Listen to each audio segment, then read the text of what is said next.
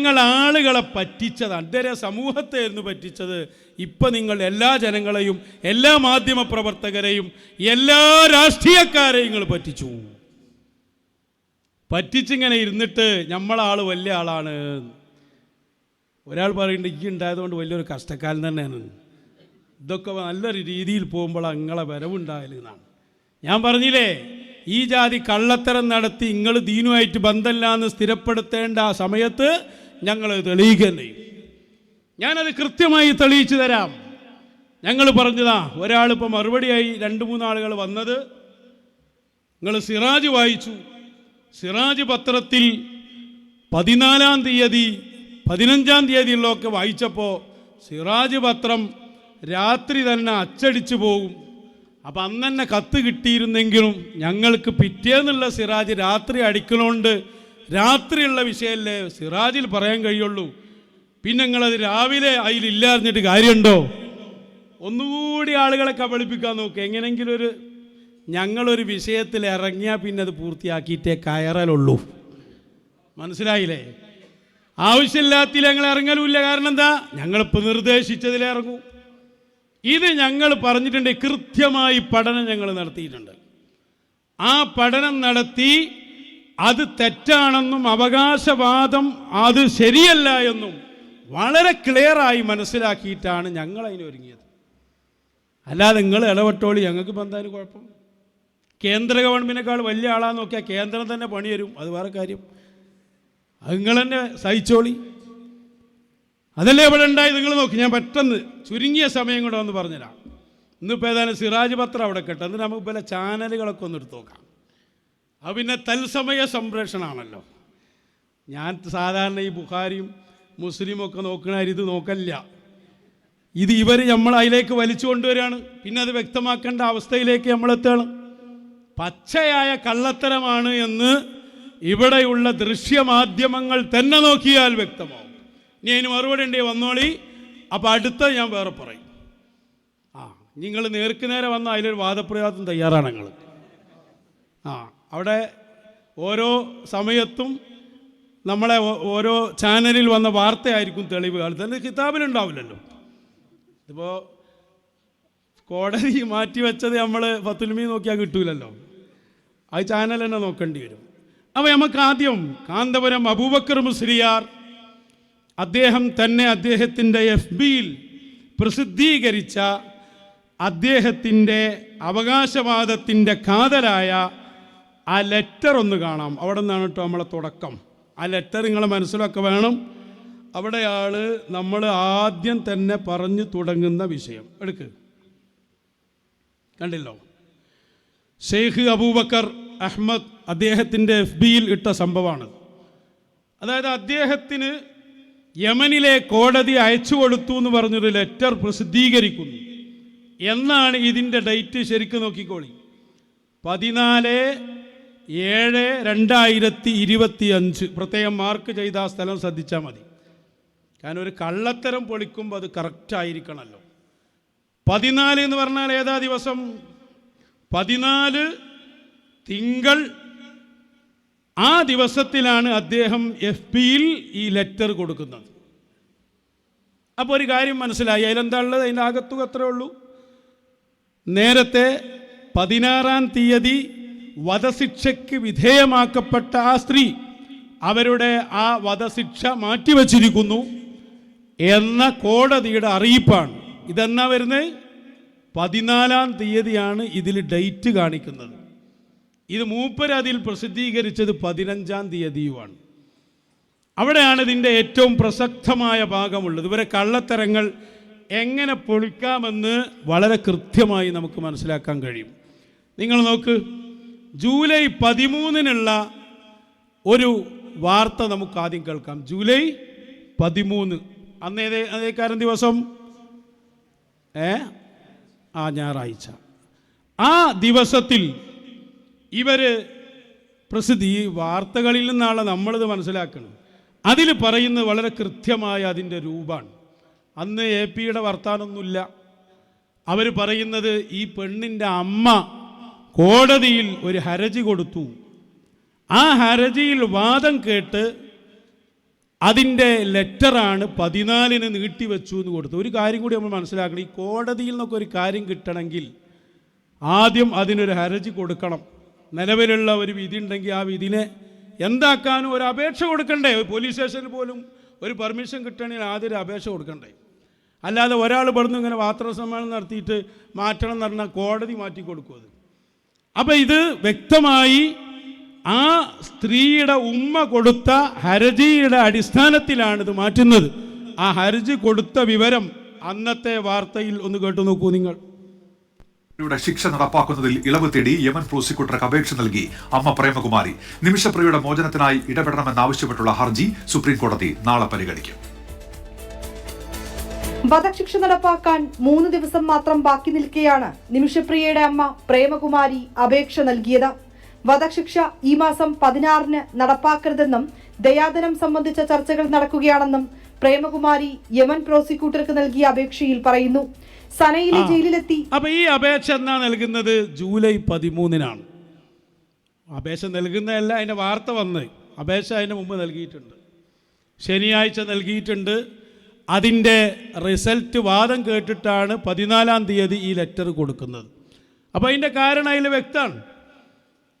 ഇത് ആ വിഷയത്തിൽ ഏൽപ്പിക്കപ്പെട്ട അഭിഭാഷക വ്യക്തമായിട്ട് പറയുന്നുണ്ട്. അതും കൂടി ഞാൻ കേൾപ്പിക്കാം. നേരത്തെ ചോദിക്കുന്നുണ്ട്, നിങ്ങൾ ഈ പറയുന്നതൊക്കെ എന്താ തെളിവ്? അമ്മ കൊടുത്ത ആ ഹർജി പാലിച്ചാണ് കോടതി ഇത് മാറ്റിയത് എന്ന് ഇതിനവിടെ തന്നെ ഏൽപ്പിക്കപ്പെട്ട അഭിഭാഷക പറയുന്നുണ്ട്. മാത്രമല്ല ഒരു കാര്യം കൂടി പറയുന്നുണ്ട്. എന്ത്? ഇത്തരം ഇടപെടലുകളാണ് പ്രശ്നമാകുന്നത്. ഇങ്ങനെ തുണി കുപ്പായൊക്കെ തേച്ച് പത്രസമ്മേളനം നടത്താനായി ഇരിക്കുന്ന ഒരു കൗമുണ്ട്. ഓലെക്കൊണ്ടാണ് എല്ലാ ഇടങ്ങാറൊന്ന് ആ അഡ്വക്കേറ്റ് വ്യക്തമായിട്ട് പറയുന്നുണ്ട്. ഇത് ഒരു പ്രശ്നമില്ല, സാധാരണ സംഭവമാണ്. വധശിക്ഷയ്ക്ക് വിധിച്ച ഒരു പെണ്ണിൻ്റെ മാതാവ് ദയാഹർജി കൊടുത്തിട്ട് ഇതൊന്ന് നീട്ടിത്തരണം, ഞങ്ങൾക്ക് കൂടുതൽ ചർച്ചകൾ നടത്താനാണെന്ന് പറഞ്ഞപ്പോൾ കോടതി നൽകിയ ഒരു പ്രത്യേകമായ ഇളവ് ഇതാണ് ഈ നീട്ടിവെക്കുക എന്ന് പറഞ്ഞ സംഭവം. അത് ആ അഡ്വക്കേറ്റ് കൃത്യമായിട്ട് പറയുന്നു കൂടി ഒന്ന് കേട്ടോളൂ. ജൂലൈ 12 ആ ദിവസം കൊടുത്തു, 14-ന് കിട്ടി എന്നൊക്കെ പറഞ്ഞപ്പോൾ കൃത്യമായി വാർത്താ അവതാരകൻ അഡ്വക്കേറ്റിനോട് ചോദിക്കുന്നുണ്ട്. അതൊന്ന് കേട്ടോളൂ. ചോദിക്കുകയാണ്, താങ്കൾക്ക് ഈ വിവരം ഈ ശനിയാഴ്ച കിട്ടിയെന്ന് പറയുമ്പോൾ ഈ വധശിക്ഷ നീട്ടിവെക്കാൻ കാരണമായി കിട്ടിയ ഇൻഫോർമേഷൻ എന്തായിരുന്നു? ഇന്റൽ എന്തായിരുന്നു? അമ്മ കൊണ്ട് ഇത് കൊടുത്തില്ലേ? അമ്മയുടെ ആപ്ലിക്കേഷൻ ആണ് വധശിക്ഷ നീട്ടിവെക്കാൻ പറഞ്ഞ അമ്മ ആപ്ലിക്കേഷൻ. ഞങ്ങൾക്ക് ഫാമിലിയെ ബന്ധപ്പെടാനുള്ള സമയം ഇനിയും അനുവദിക്കണം എന്ന കാരണം കാണിച്ച് അമ്മ തന്നെയാണ് സ്വന്തം സൈനില് അമ്മയും സാമുവൽ ജെറോം ഭാസ്കറും കൂടെയാണ് ആപ്ലിക്കേഷൻ മൂവ് ചെയ്തിരിക്കുന്നത്. അത് കണക്കിലെടുത്തുകൊണ്ടാണ് നീട്ടിവെച്ചത്. ഉറപ്പായിട്ടും. അപ്പോൾ ഈ വധശിക്ഷയുമായി ബന്ധപ്പെട്ട് ആ പ്രദേശത്തെ ആളുകളടക്കം വധശിക്ഷ കാണാൻ വേണ്ടിയിട്ട് നൂറുകണക്കിനായി അവിടേക്ക് വരുന്നു. അപ്പോൾ അതുമായി ബന്ധപ്പെട്ട ക്രമീകരണമൊക്കെ താങ്കൾ തുടക്കത്തിൽ സൂചിപ്പിച്ചത് ഇതുമായി ബന്ധപ്പെട്ടാണ്. ഇത് അതീവ രഹസ്യമായി സൂക്ഷിക്കണം. കാരണം യമൻ പോലെയുള്ള രാജ്യത്ത് ഇത് ഇപ്പോഴൊന്നുമല്ല, നിമിഷപ്രിയയുടെ സുപ്രീം കോടതി ഓർഡർ വന്ന സമയത്ത് പോലും അവളെ ഇപ്പൊ തന്നെ കൊല്ലണം എന്ന് ആക്രോശിച്ച ആയിരക്കണക്കിന് ആളുകളാണ് സുപ്രീം കോടതിയുടെ മുമ്പിൽ നിന്നിരുന്നത്. എന്നാൽ ജഡ്ജിക്ക് പോലും വളരെ പ്രശ്നമായിരുന്നു പുറത്തിറങ്ങാന്. സാമൂഹിക കോടതിയിലേക്ക് കയറാൻ പറ്റിയിട്ടുണ്ടായിരുന്നില്ല. കാരണം അത്രയ്ക്കും അവർ ആഗ്രഹിക്കുന്നുണ്ട് നിമിഷയുടെ മരണം. അതാണ്. അപ്പൊ ഇതിന്റെ ഒരു കൃത്യത എന്താണെന്ന് അറിയങ്ങള് ഇപ്പൊ പറഞ്ഞ അതാണ്. ഏത്? ജൂലൈ 12 ശനിയാഴ്ച കോടതിയിൽ അമ്മ ഹർജി കൊടുക്കുന്നു.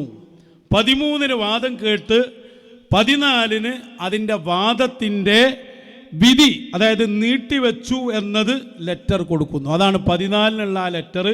അതാണ് 15-ന് മൂപ്പരുതാക്കി ആര് അവതരിപ്പിക്കുന്നത്? അബൂബക്കർ മുസ്ലിയാർ. ഇതാണ് അതിൻ്റെ കൃത്യം. ഇനി അവിടെ നടക്കുന്ന നാടകം ഞാനൊന്ന് കാണിച്ചു തരാം കൃത്യമായിട്ട്. സിറാജൊക്കെ അവിടെ കേട്ടെ, ഇവലെ സഹയാത്രിയായ കുറച്ച് ചാനലേരുണ്ട്, ഓലെ തന്നെ കൊണ്ടുവരേണ്ടി. ഓലാണിത് നശിപ്പിക്കുന്നത്.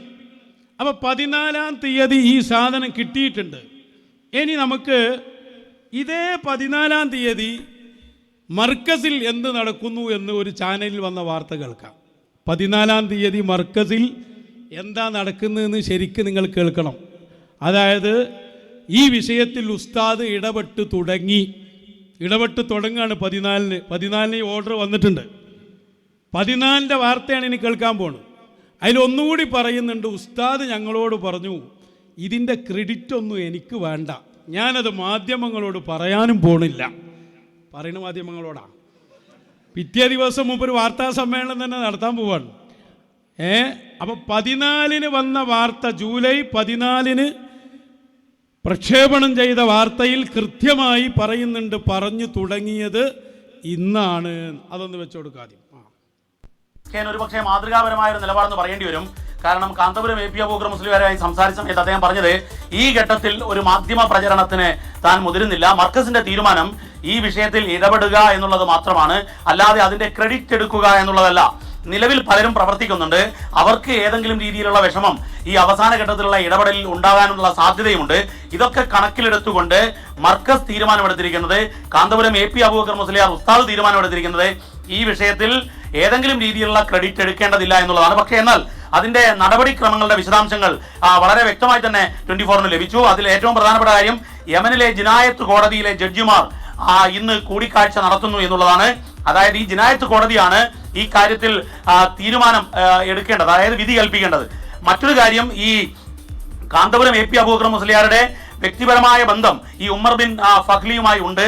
അതിന്റെ അടിസ്ഥാനത്തിൽ ഈ ഹാഫ്ലി മുഖേന അവിടെയുള്ള ഈ മതപണ്ഡിതൻ മുഖേന, സൂഫി മതപണ്ഡിതൻ മുഖേന അവിടെയുള്ള ഈ ജമായത്ത് കമ്മിറ്റികൾ മുഖേന, മഹലി കമ്മിറ്റി മുഖേന ഈ കുടുംബവുമായി സംസാരിക്കുന്നു എന്നുള്ളതാണ് ഏറ്റവും പ്രധാനപ്പെട്ട കാര്യം. അതായത് കൊല്ലപ്പെട്ട തലാലിന്റെ കുടുംബവുമായി സംസാരിച്ചു തുടങ്ങിയിരിക്കുന്നു. ബ്ലഡ് മണി സ്വീകരിച്ചുകൊണ്ട് അവർ മാപ്പാക്കി കൊലക്കയറിൽ നിന്നും നിമിഷപ്രിയയെ രക്ഷിക്കണമെന്നുള്ളത്. ഇത് എവിടെ നിന്ന് കൊടുത്ത വാർത്ത? മർക്കസ് ഓഫീസ് എന്ന് കൊടുത്ത.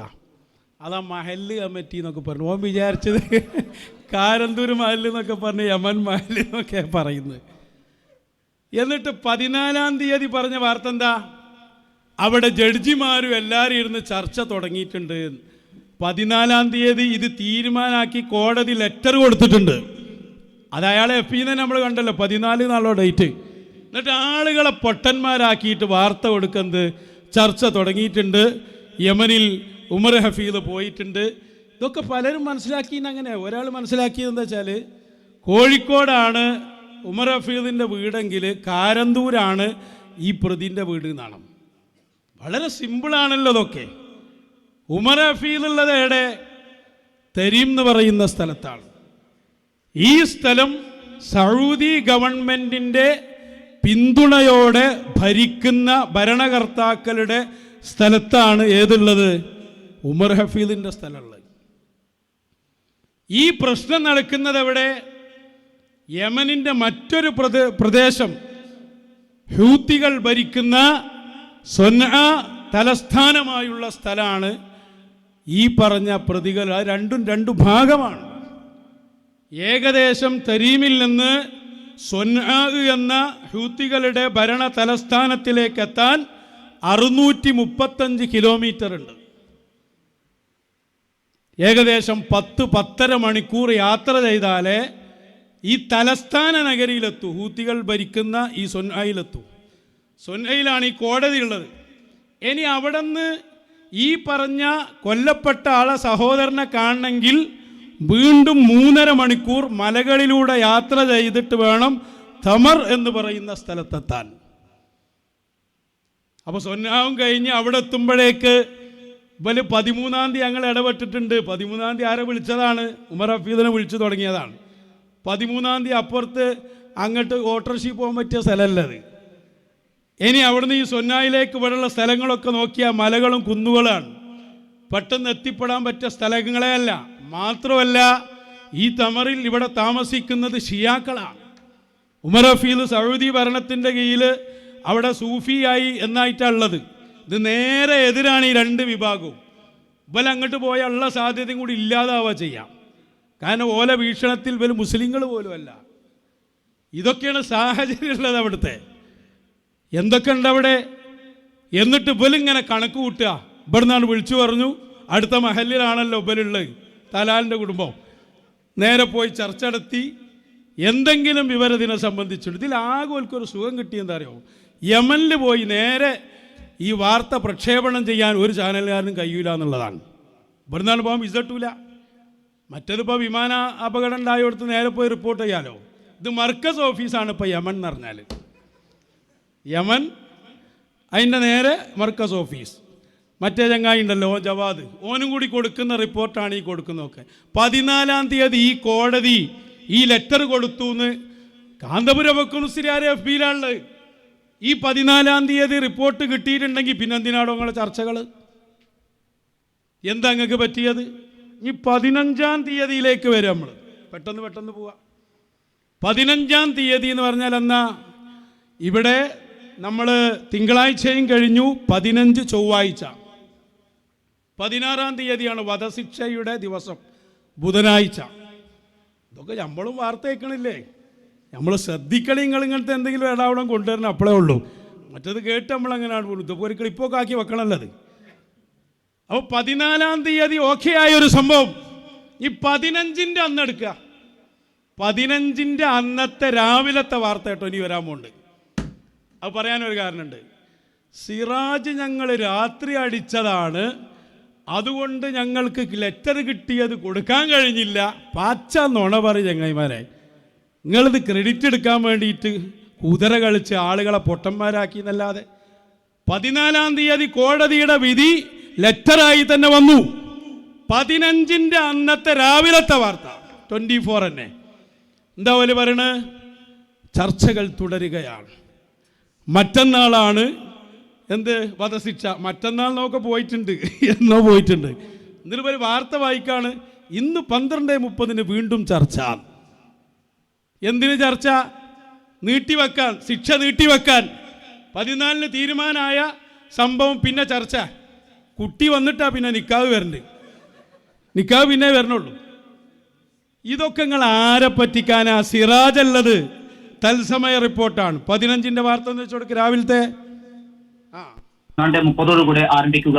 കാന്തപുരം AP അബൂബക്കർ മുസ്ലിയാർ ഇതുമായി ബന്ധപ്പെട്ട് യമനിലെ പ്രമുഖ മതപണ്ഡിതനായിട്ടുള്ള ഷെയ്ഖ് ഹബീബ് ഉമറുമായി സംസാരിച്ചിരുന്നു. അതിന്റെ തുടർച്ചയായിക്കൊണ്ടാണ് ഇത്തരമൊരു ഇടപെടൽ ഉണ്ടാകുന്നത്. ഇന്നലെ 3 ഘട്ടങ്ങളിൽ ചർച്ച നടന്നു. അതെല്ലാം തന്നെ പോസിറ്റീവായിരുന്നു. അതിൽ ഏറ്റവും പ്രധാനപ്പെട്ട ഒരു കാര്യമുണ്ടായത്, ഈ കുടുംബത്തിലെ വലിയൊരു ശതമാനം പേർക്കും ഈ പെൺകുട്ടിക്ക് മാപ്പ് നൽകുന്നതിൽ കുഴപ്പമില്ല എന്ന ഒരു നിലപാട് സ്വീകരിച്ചിട്ടുണ്ട്. അതിൽ ഒരു വിഭാഗം ഇപ്പോൾ എതിർക്കുന്നുമുണ്ട്. അവരെ കൂടി ഈ കാര്യങ്ങൾ ബോധ്യപ്പെടുത്തിക്കൊണ്ട് അവർ കൂടി ഈ വിഷയത്തിൽ അനുകൂലമായ ഒരു നടപടി സ്വീകരിക്കുകയാണ് എങ്കിൽ അത് വലിയ ഒരു വിജയമായി മാറും.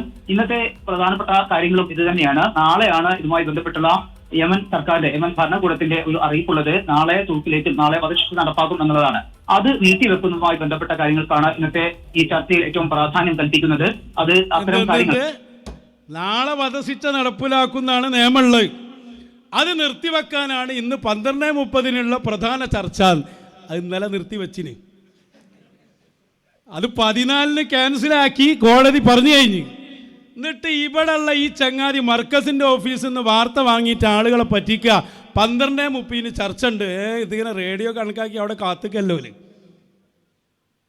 ഈ കൊല്ലപ്പെട്ട സഹോദരൻ കൃത്യമായിട്ട് എഴുതി അതിലേക്കും വരുന്നുണ്ട്, ഞങ്ങളേറ്റ് ആരും അങ്ങനെ ഒരു ചർച്ചയ്ക്കേ വന്നിട്ടില്ല. 12:30 ചർച്ച എന്തിനാണോ നീട്ടി വെച്ചില്ലത്? പിന്നെന്തിനാ ചർച്ച? തഹ്സീലുൽ ആസിൽ മുഹാലല്ലേ? ആ ചാനലേന്ന് തിരിഞ്ഞിട്ടുണ്ടാവില്ല, മർക്കസ് പോയി ചോദിച്ചാൽ മതി. നീട്ടി വെച്ചത് പിന്നെയും നീട്ടി വെക്കണോ? ഞങ്ങൾ ഈ വാർത്ത കേൾക്കണ്ട വിചാരിച്ചു, അതിനും നിങ്ങൾ സമ്മതിക്കില്ല. അങ്ങനെ കുറച്ചുകൂടി കഴിഞ്ഞ് ഉച്ചയിലേക്ക് വരികയാണ്. ഇത് രാവിലത്തെ വാർത്ത. ഇനി ഉച്ചയായപ്പോൾ 15-ന് തന്നെ അടുത്ത വാർത്ത വന്നു. എന്താണ്? വളരെ അടിയന്തരമായി ചർച്ച നടന്നുകൊണ്ടിരിക്കുകയാണ്. നാളെയാണ് വധശിക്ഷ നടപ്പിലാക്കുന്നത്. കാന്തപുരമാണ് നേതൃത്വം നൽകുന്നത്. മർക്കസിൽ നിന്ന് ഇങ്ങനെ അത് സംഭവമാക്കി ഇയാളാ മാറ്റിയതെന്ന് വരുത്തണമല്ലോ. ആ ഡേറ്റ് മാറ്റിക്കൂടെ എന്ന ചങ്ങായിമാരെ? നിങ്ങളങ്ങനെ എന്തെല്ലാം വ്യാജമായിട്ടുണ്ടായിരുന്നു. ആ 14-ന്ന് മാറ്റി നിങ്ങൾക്ക് 15-ന്ന് ആക്കിക്കൂടായിരുന്നു. 14-ആണ് കോടതിയുടെ തീരുമാനം വന്ന് നിങ്ങളെ FB-ന്നല്ലേ ഞങ്ങൾക്ക് കിട്ടിയത്. അതിന് മുമ്പ് കിട്ടിയത് ഇപ്പം നിങ്ങളോട് പറഞ്ഞിട്ട് കാര്യമല്ലോ. നിങ്ങളെ FB-ന്ന് കിട്ടിയല്ലേ നിങ്ങളോട് പറഞ്ഞിട്ട് കാര്യമുള്ളൂ. അപ്പോൾ അത് കേട്ടോ. പിന്നെ ഉച്ച സമയത്തിനോട് അടുത്ത വാർത്ത വെക്ക്. അതിലൊരു ശുഭവിശ്വാസത്തോടു കൂടിയാണ് കാര്യങ്ങൾ മുന്നോട്ട് പോകുന്നത്. വിജയകുമാർ, സമീർ, ഒരു കാര്യം കൂടി. ഇപ്പോൾ ഈ ശിക്ഷാവിധി മരവിപ്പിക്കുക അല്ലെങ്കിൽ അത് നടപ്പാക്കുന്നത് നീട്ടിവെച്ച് കൂടുതൽ ചർച്ചയ്ക്ക് സാവകാശം തേടുക എന്നതായിരിക്കും ഒരുപക്ഷെ ഇന്നത്തെ ഈ പറയുന്ന ഉന്നത ചർച്ചകളിൽ, ഇപ്പോൾ പ്രധാനപ്പെട്ട ആളുകളൊക്കെ പങ്കെടുക്കുന്ന ചർച്ചകളിലെ പ്രധാനപ്പെട്ട ഒരു അജണ്ട അതായിരിക്കും അല്ലേ? ഒന്നുകിൽ ഇത് ഫ്രീസ് ചെയ്യുക കുറച്ചു നാളത്തേക്ക്, അല്ലെങ്കിൽ കൂടുതൽ സാവകാശം വാങ്ങുക തുടർ ചർച്ചകൾക്ക്. അതിനായിരിക്കും ഒരുപക്ഷെ ആദ്യ പരിഗണന ചർച്ചകളിൽ അല്ലേ? തീർച്ചയായും അതിന് തന്നെയാണ് ഇന്നത്തെ പ്രധാനമായും അതിന് തന്നെയാണ് സമയം കണ്ടെത്തുന്നത്. അതിൽ ഏറ്റവും പ്രധാനപ്പെട്ട ഒരു കാര്യം വിജയകുമാർ സൂചിപ്പിച്ചതുപോലെ നാളെയാണ് ഈ വധശിക്ഷ വിധിച്ചിരിക്കുന്നത്.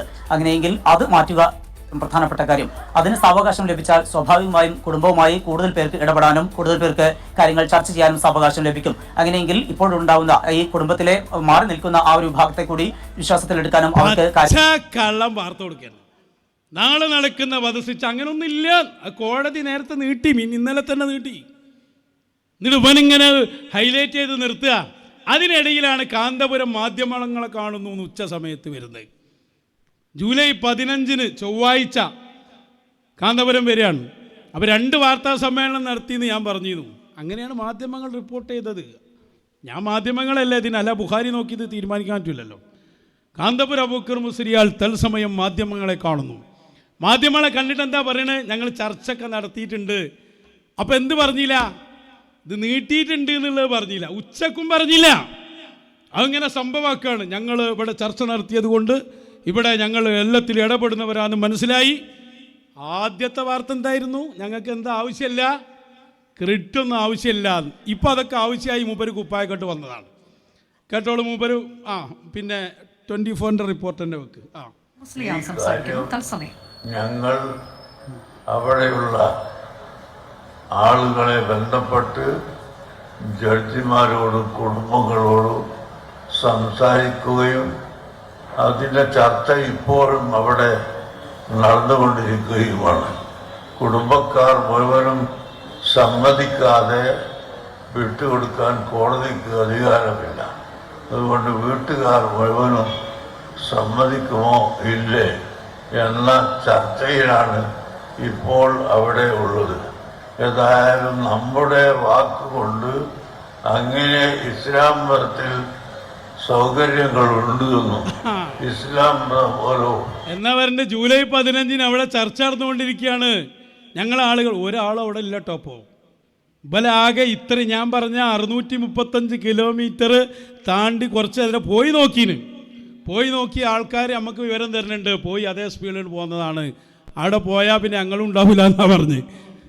കാരണം ഇത് രണ്ടും അംഗീകരിക്കുന്ന 2 ധ്രുവങ്ങളിലുള്ള ആളുകളാണ്, 2 വിശ്വാസമാണ്. അതിനേക്കാൾ നല്ലത് കേന്ദ്ര സംഘം പോയ ഓല അംഗീകരിച്ചു എന്ന് വരും. എത്ര കൃത്യമാണിതൊക്കെ. പത്രസമ്മേളനം നടത്തിയപ്പോൾ അതിനെ ഇപ്പം മൂപ്പര് പറഞ്ഞല്ലോ, അതാണ് അതിൻ്റെ മനോരമൻ്റെ റിപ്പോർട്ടും കൂടി എൻ്റെ തുടക്കം വെച്ചു കൊടുക്ക്. അതേ സാധനം. മുസ്ലിയാർ മാധ്യമങ്ങളെ കാണുകയാണ്, അതിലേക്ക് പോകുന്നു. ഒന്നുകൂടെ ആദ്യം മുതൽ മുസ്ലിയാർ മാധ്യമങ്ങളെ കാണുകയാണ്, അതിലേക്ക് പോകുന്നു. അതാണ് കാന്തപുരം അബൂബക്കർ മുസ്ലിയാർ മാധ്യമങ്ങളെ കാണുന്നു, അതിലേക്ക് എന്ന് പറഞ്ഞിട്ടാണ് ആ സാധനം വന്നത്. അപ്പോൾ അതിലെന്താ പറഞ്ഞത്? ഞങ്ങൾ ചർച്ച നടത്തിക്കൊണ്ടിരിക്കുകയാണ്, ഇവിടെ ഒരു വിഷയവും നടക്കണില്ല, ഞങ്ങളാണ് അതിൽ വന്നുകൊണ്ടിരിക്കുന്നത്. ഇപ്പം എന്തൊക്കെ ആയത്? വളരെ കൃത്യമായി ചിന്തിച്ചു നോക്കി.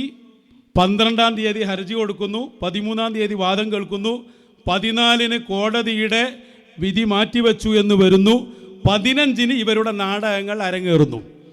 15 ഏകദേശം ഉച്ച കഴിഞ്ഞപ്പോൾ പത്രങ്ങൾക്ക് അടുത്ത റിപ്പോർട്ട്, ചാനലുകൾ വധശിക്ഷ മാറ്റി. അപ്പോഴാണ് വധശിക്ഷ മാറ്റി എന്ന് പറഞ്ഞു വരുന്നത് 15 ഉച്ച കഴിഞ്ഞതിൻ്റെ ശേഷം. അതൊന്ന് വന്നോട്ടെ അടുത്ത വാർത്ത. ഇത് പൂർണ്ണമായ ആശ്വാസമാണോ ചോദിച്ചാൽ ഒരുപക്ഷെ ആശ്വാസമാണ് എന്ന് പറയാൻ കഴിയില്ലെങ്കിൽ കൂടിയും ഇനി കേവലം മണിക്കൂറുകൾ മാത്രമായിരുന്നു ബാക്കി ഉണ്ടായിരുന്നു. നാളെയാണ് ഇത്തരത്തിൽ അന്തിമ ഉത്തരവ് നടപ്പാക്കുക. അതായത് വധശിക്ഷ കൊലക്കയർ മുറുകാൻ ഇനി ഏതാനും മണിക്കൂറുകൾ മാത്രമേ ഉണ്ടായിരുന്നുള്ളൂ. അതിനിടയിലാണ് നാളെ നടക്കാനെന്ന വധശിക്ഷ നീട്ടിവെക്കുന്നു എന്ന രീതിയിൽ ഏറ്റവും ആശ്വാസകരമായ ഒരു വാർത്ത അവിടെ ഒന്ന് വരുന്നത്. ഏതെങ്കിലും തരത്തിലൊരു ഈ ചർച്ചകൾക്ക്, ഈ കുടുംബമേള ചർച്ചകൾക്ക് ഒരു ബ്രീത്തിങ് സ്പേസ് കിട്ടുക എന്നുള്ളത് തന്നെയായിരുന്നു പ്രധാനം. അപ്പോൾ അതിനിപ്പോൾ വധശിക്ഷ നടപ്പായി കഴിഞ്ഞാൽ ഇതിൻ്റെയൊക്കെ പ്രസക്തി ഇല്ലാതായി പോകുമെന്നുള്ളത് കൊണ്ട് തന്നെ ഒരു 10 ദിവസമെങ്കിലും നീട്ടിക്കിട്ടിയാൽ അത്രത്തോളം ഭാഗ്യം എന്ന നിലയ്ക്കായിരുന്നു അദ്ദേഹത്തിന്റെ അഭിഭാഷകരും ഈ പറയുന്ന ഇടപെടൽ നടത്തുന്ന എല്ലാവരുടെയും ആലോചന.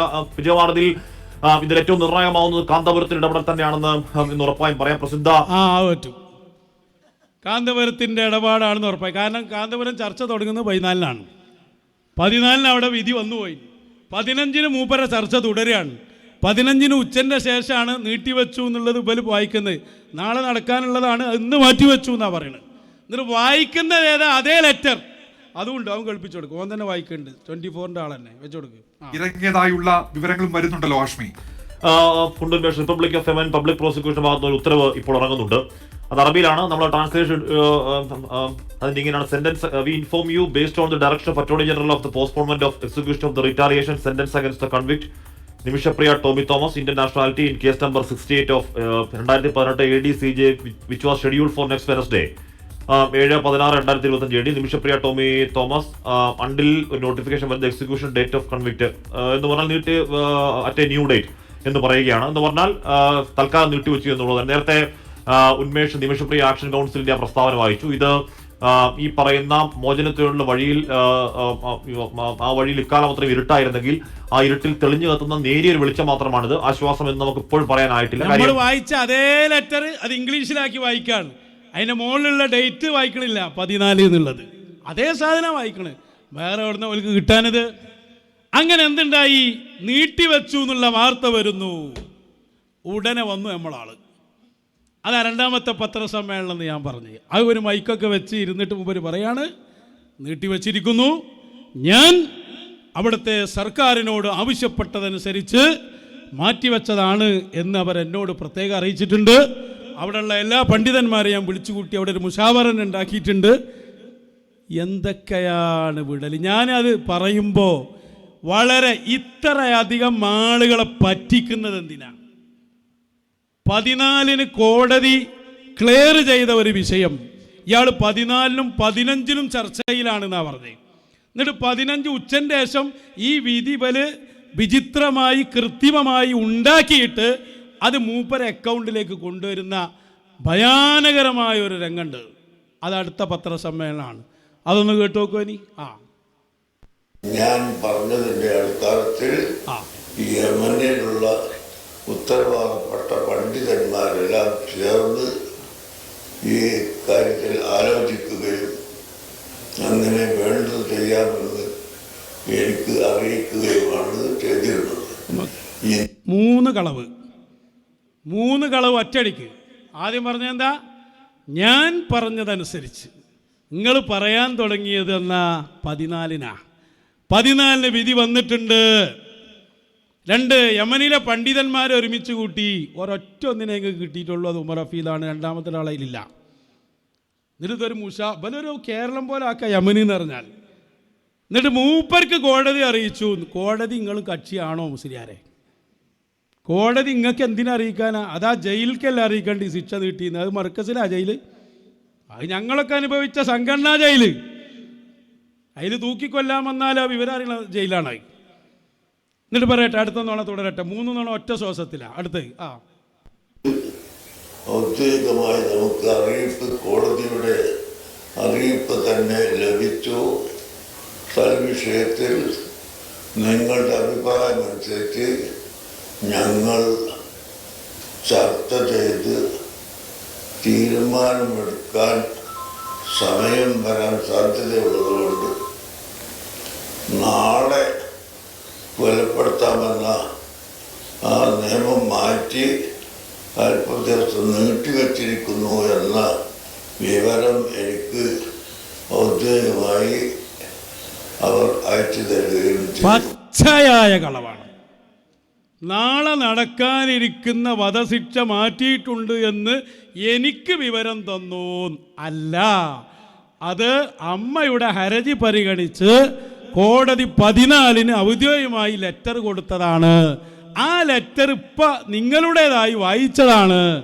നിങ്ങൾ ചർച്ചയിലാണെന്ന് പറയുന്ന സമയത്തും അവിടെ തീരുമാനമായിട്ടുണ്ട്. ഒറ്റ ഡേറ്റുമ്പോൾ പൊളിഞ്ഞില്ല നിങ്ങളെ മുഴുവൻ കഥയും.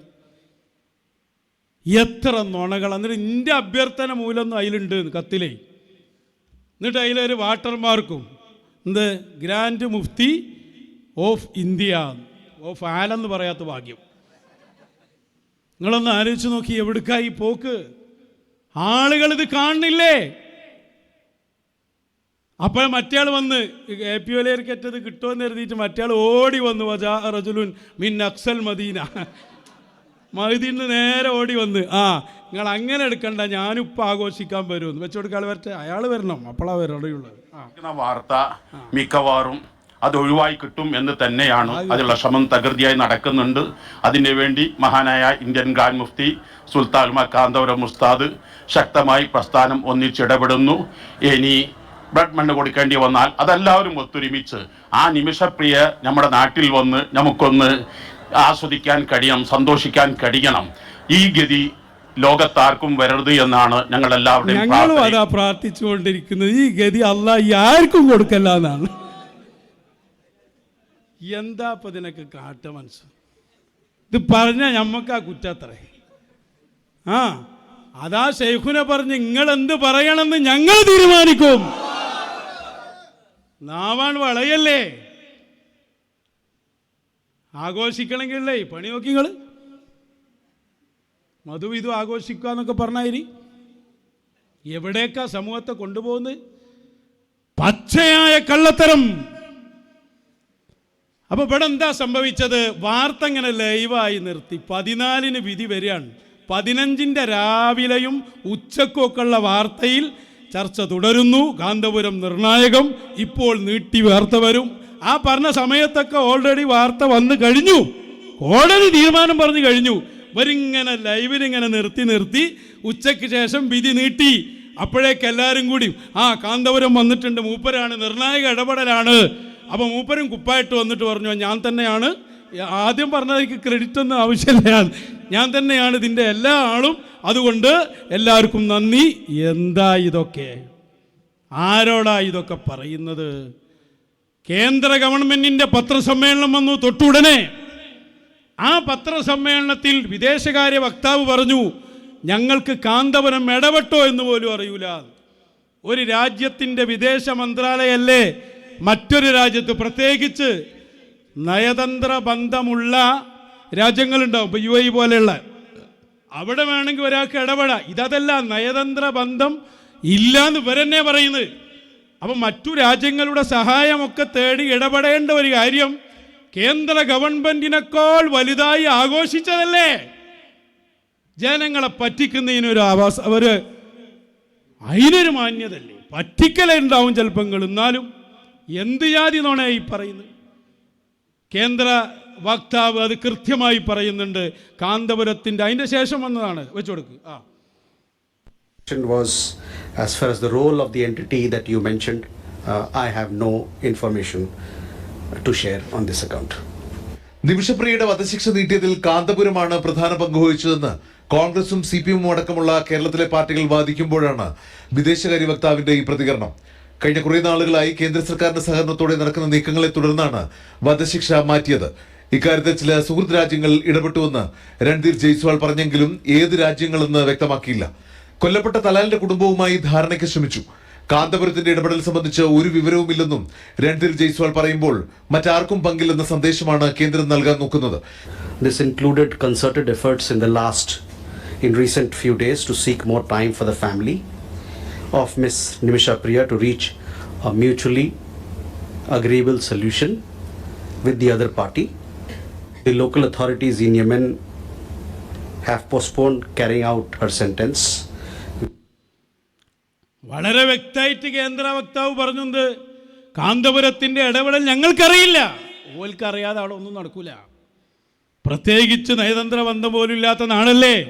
പിന്നെ അവർ പലതും രഹസ്യമാക്കി. അവർ വളരെ തന്ത്രപരമായിട്ടാണ് പോണ് കേന്ദ്ര ഗവൺമെൻറ്റിൻ്റെ ഇടപെടൽ. കാരണം എന്താ, കോടതിയിൽ പോലും അവർ പറയുന്നുണ്ട് എല്ലാം പുറത്ത് പറയാൻ പറ്റൂല, പറയാൻ പറ്റുന്നതല്ലേ പറയൂ.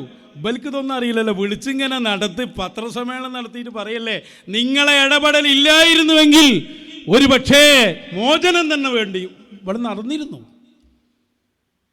നിങ്ങൾ ഏതിൽ ഇടപെട്ടോ കുടുങ്ങി. ഇതെല്ലാം ഒറ്റ പോസ്റ്റിൽ ബാത്തിലാവും. കൊല്ലപ്പെട്ട സഹോദരൻ്റെ പോസ്റ്റ് കാണിച്ചു കൊടുക്ക്. 24-ന്റെ വാർത്ത അടിയിൽ കൊടുത്തിരിക്കുന്നു. ശുഭസൂചന, തലാലിൻ്റെ കുടുംബം ചർച്ചകളോട് സഹകരിച്ചു. ഇതൊക്കെ മർക്കസ് എന്ന് കൊടുക്കുന്ന വാർത്തകളാണ്. അത് പോസ്റ്റ് ചെയ്തിട്ട് മലയാളത്തിൽ യമനിൽ നിന്ന് സഹോദരൻ്റെ പോസ്റ്റ് മലയാളം ട്രാൻസ്ലേറ്റ് ചെയ്ത് അതിൽ ചേർത്ത് കൊടുത്തതാണ്. എന്താണ് അതിൽ പറയുന്നത്? ഞങ്ങൾ കുടുംബം ഇതുവരെ ആരെയും കണ്ടിട്ടില്ല, ആരുമായി പോലും സംസാരിച്ചിട്ടില്ല, വിളിച്ചിട്ടുമില്ല. ഞാൻ പറഞ്ഞില്ലേ 635 കിലോമീറ്റർ യാത്ര ചെയ്ത് സൊനായിലെത്തി. അവിടെ നിന്ന് പിന്നെയും 3-3.5 മണിക്കൂർ മല കയറി എത്തി. പിന്നീട് വരേണ്ട സ്ഥലമാണ് ഈ തമറെന്ന് പറയുന്നത്. അത് തന്നെ ഷിയാക്കളുടെ സ്ഥലമാണ്. ഉമർ റഫീദ് അവിടെ സുന്നിയായി അറിയപ്പെടുന്ന ആളാണ്. തബ്ലീഗ് വന്നത് നമുക്കെല്ലാം അറിയാം. അപ്പൊ ആ രൂപത്തിൽ ഒരു തലും പാലില്ലാതെ ഈ IT യുഗത്തിൽ ഈ കാലഘട്ടത്തിൽ എന്തിനാണ് ഈ ചാനലുകാരെ പറ്റിക്കുന്നത്? ചാനലുകാരെ പറഞ്ഞിട്ട് കാര്യമില്ല. ഓല് വിചാരിച്ച് ബലു ഉമർ ഹഫീദ് പറഞ്ഞ് ബലിങ്ങനെ പറയാണ് കോടതിൻ്റെ ജഡ്ജൊക്കെ ചർച്ചയ്ക്ക് ഇരിക്കുകയാണ്. ബല ചർച്ചയ്ക്ക് ഇരിക്കാൻ പോയാണ് ജഡ്ജിന്. അങ്ങനെ ഇരിക്കാൻ പറ്റത്? ഒന്ന് ചിന്തിച്ചൂടെ? ഇപ്പം നമ്മളൊരു കേസ് ഹൈക്കോടതിയിൽ നടക്കുകയാണ്. കേസ് എന്താക്കണമെന്ന് ആ ജഡ്ജി വന്ന് നമ്മളോട് ചർച്ച ചെയ്യുമോ? അവിടെ വാദിച്ചത് വരെയല്ലേ ഇതിൻ്റെ ABCD പോലും അറിയില്ല എന്നല്ലേ പറഞ്ഞ്. എന്നിട്ട് പറഞ്ഞതെന്താ? അങ്ങനെ ഒരു ചർച്ച നടന്നിട്ടില്ല ഇതുവരെ. നമുക്ക് മാധ്യമങ്ങളിലൂടെ മാത്രമേ അറിയാവുന്നതായി ഇതെല്ലാം തെറ്റായ വാർത്തകളും പച്ചക്കള്ളങ്ങളും മാത്രമാണ്. അപ്പോൾ ഒരു ഇടപാട് നടന്നിട്ട് പോയി നോക്കിയിട്ടുണ്ട്, അതിലേറെ സ്പീഡിൽ പോന്നിട്ടുണ്ട്. കേന്ദ്ര ഗവൺമെന്റ് ഇടപെടട്ടെ, രക്ഷപ്പെടുത്താൻ പറ്റുമെങ്കിൽ രക്ഷപ്പെടട്ടെ. ഒരു കാര്യം പറയാ, കേന്ദ്രത്തെക്കാൾ എന്നല്ല ഒരു പൂച്ചക്കുട്ടിയെക്കാളും വലുതാകാൻ കാന്തപുരത്തിന് കഴിയില്ല. നിങ്ങൾ എല്ലാ സംഘടനയും കൂടിയാലും ഒരു ജീവുള്ള അവസ്ഥയിലേക്ക് വരെ എത്താൻ കഴിയില്ല. നിങ്ങളെ എല്ലാ വീമ്പും തകർക്കുന്ന പുതിയ വാർത്തയാണ് ഇനി ഞാൻ അടുത്ത് വെക്കാൻ പോകുന്നത്. ഇപ്പോൾ കിട്ടിയ വാർത്ത, ഇപ്പം കിട്ടിയതാ. ഇന്നെന്താ ഡേറ്റ്? 22/22 ഇപ്പം വന്ന റിപ്പോർട്ടർ വാർത്ത വെച്ചുകൊടുക്ക്. കഴിഞ്ഞു കഥ കേട്ടോ. എന്താ പറഞ്ഞേ? നിമിഷപ്രിയയുടെ മോചനം, കേന്ദ്രത്തെ സമീപിച്ച് കാന്തപുരം, പിന്തുണ വേണം, വിദേശ മന്ത്രാലയത്തിന് കത്ത് നൽകി. അതല്ലേ മോനെ പറഞ്ഞത്? 1000 കാന്തപുരം ഉണ്ടെങ്കിലും സർക്കാരിനേക്കാൾ വലുതാകാൻ കഴിയില്ല. ഇപ്പം അവസാനം പറയാ ഞങ്ങൾക്ക് പിന്തുണ വേണം, ഒന്ന് സഹായിക്കീ.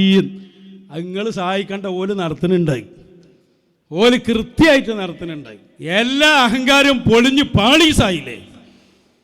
ഒരാഴ്ച ആളുകളെ മുഴുവനും എയറിൽ നിർത്തിയിട്ട് ഇല്ലാത്ത വാർത്തയും പ്രസിദ്ധീകരിച്ച് എല്ലാവരും ആശംസകൾ. ആൾക്കാരിപ്പോൾ ഇത് നമ്മളെപ്പോലെ നോക്കൂലല്ലോ. കാന്തപുരമാണ്, അവർ ആശംസകൾ എടുക്കട്ടെ. എല്ലാവരും ആശംസ കൊടുത്ത വലിയൊരു രാഷ്ട്രീയ നേതാവ് എന്നെ വിളിച്ചു. നിങ്ങളെ പ്രസംഗം കേട്ടപ്പോഴാണ് അമളി പറ്റിയത് അറിഞ്ഞത്. അഫ്വാൻ ഉസ്താദ്, കാര്യപ്പെട്ട ഒരു രാഷ്ട്രീയ നേതാവ് വിളിച്ചിട്ട് പറഞ്ഞു, ഇയാളിങ്ങനെ. ഞാൻ പറഞ്ഞു, ഇയാൾ പറ്റിക്കാത്ത ഏതെങ്കിലും മനുഷ്യന്മാരുണ്ട്? നിങ്ങൾക്ക് എന്തിൻ്റെ കേടാ? ഞങ്ങളോട് ചോദിച്ചിട്ട് അഭിനന്ദനം. അപ്പം എന്നോട് പറഞ്ഞു, ഒരു അഭിനന്ദനം അറിയിക്കണം, നിങ്ങളോട് ചോദിച്ചിട്ടേ ചെയ്യൂ. ഞാൻ പറഞ്ഞു, കാന്തപുരത്തിന് ഏതായാലും ഈ ഉലകത്തിൽ നടക്കൂല, ചതിക്കേ ഉള്ളൂ, ചതിയേ നറ്റു. ഇതാണ് അവസ്ഥ. ഒടുവിൽ ഇവിടെ എത്തിയില്ലേ? എവിടെ ഞങ്ങൾ കേന്ദ്രത്തിൻ്റെ സഹായം തേടി? കേന്ദ്രത്തിൻ്റെ സഹായം തേടിയിട്ട് നിങ്ങളിടപെടണോ? ഓല് ചെയ്താൽ പോരെ? ഇതാ മൊയ്ലിയന്മാരെ പണി. എന്നിട്ട് അതിനെങ്ങനെ മഹത്വവൽക്കരിച്ച്, ഞാൻ പറഞ്ഞില്ലേ, ഒരു മനുഷ്യൻ മനസ്സിലാക്കിയിട്ട് നഫീസ ബീവിനേറ്റ് രക്ഷപ്പെടാൻ വേണ്ടി എല്ലാവരും ഒരുമിക്കണില്ല. അതിനൊക്കെ ദീനിൽ ഒരു നിയമമില്ലേ ഇവിടെ?